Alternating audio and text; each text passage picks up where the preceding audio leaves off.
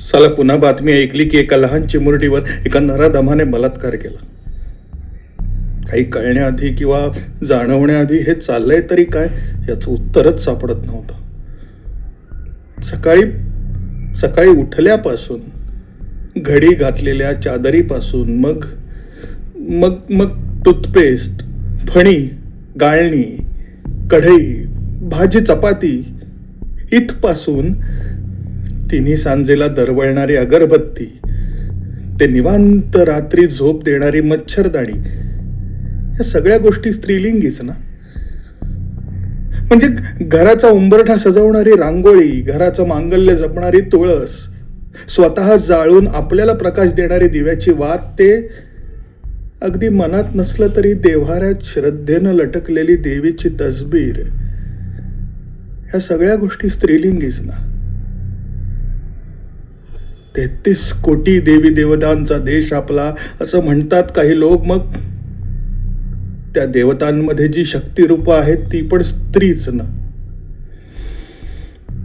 एवढंच कशाला, आपण ज्या गर्भातून जन्म घेतला तोही एका स्त्रीचा, आणि आपण ज्या भूमीवर जगतो ती वसुंधरा सुद्धा एक स्त्री. एक ना अनेक संदर्भ आपली बौद्धिकता सिद्ध करतील, पण मग हे कृत्य नेमकं काय सिद्ध करतं? आजही त्या स्त्रीला आपण चादरीसारखं वापरतो की मग मनात तिची तसबीर एका चौकटीत टांगून कृतीत तिला नासावतो? नेमकं काय मोठं होत चाललंय तेच कळत नाही.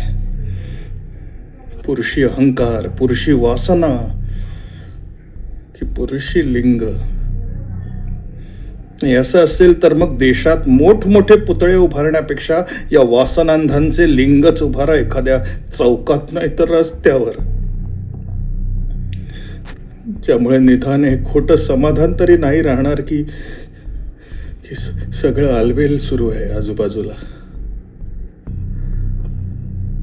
अजूनही त्या कृत्याची दाहकता कळत नाहीये की फक्त काही मोर्चे आणि राजकारण करण्यापुरता हा विषय बनून राहिलाय, कुणाच ठाऊक. पण मग एक दिवस एक बातमी येईलही की एका बालकाने केला आपल्या आईचा बलात्कार. तेव्हा नसेल दात मागायला आवाज आणि नसेल विरोध करायला धाडस.